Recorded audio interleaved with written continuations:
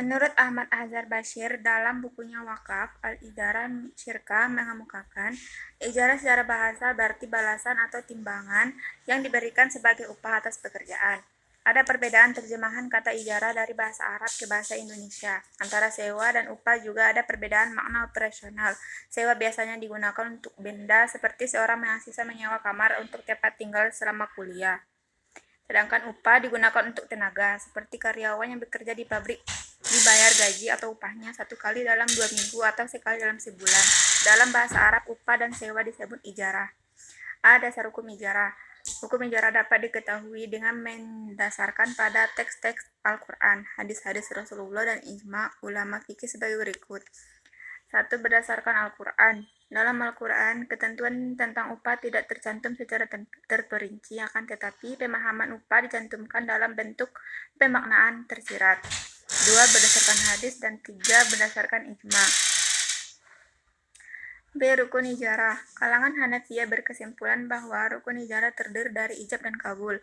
Tetapi menurut jumhur fuqaha adalah akidah ini, yaitu muajir dan mustajir, dan sigat, ijab dan kabul, kemudian upah dan manfaat. Adapun Sayyid Sabiq berpendapat bahwa ijarah menjadi sah dengan ijab dan kabul, lafaz sewa atau yang berhubungan dengannya, serta lafaz ungkapan apa saja yang dapat menunjukkan hal tersebut. Untuk kedua pihak yang melakukan akad disyaratkan berkemampuan, yaitu kedua-duanya berakal dan dapat membedakan baik dan benar. Jika salah seorang yang berakad itu gila atau anak kecil yang belum mumayyiz, maka akad tersebut menjadi tidak sah. Mazhab Imam Syafi'i menambahkan satu lagi rukun, yaitu balik. Dari beberapa pendapat di atas, baik dari kalangan Hanafi, Syafi'i, dan pendapat fikih kontemporer yang satu sama lain saling menyempurnakan, dapat disimpulkan sebagai rukun ijarah adalah: 1. Adanya dua pihak yang bertransaksi, mujahir dan mustajir. 2. Sigat transaksi ijarah. 3. Adanya manfaat. Dan 4. Adanya upah. C. Syarat sah ijarah. 1. Kerelaan dua belah pihak yang melakukan ijarah. Untuk kedua orang yang berakad, menurut ulama Syafi'iyah dan Hanabilah, disyaratkan telah balik dan berakal. Oleh karena itu, bagi orang yang belum berakal atau tidak berakal, seperti anak kecil dan orang gila, menyewakan harta mereka atau diri mereka sebagai buruh, menurut mereka tidak sah akad ijarahnya.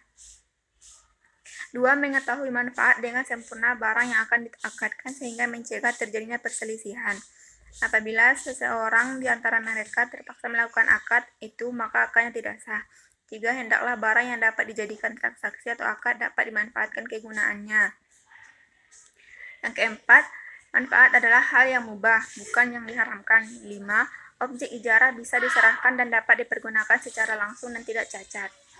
Fuqaha berpendapat bahwa tidak dibolehkan menyewa sesuatu yang tidak bisa diserah terimakan dan dimanfaatkan langsung oleh penyewa, seperti apabila seseorang menyewa rumah, maka ia harus menerima kunci rumah tersebut dan langsung dapat menempati rumah tersebut. 6.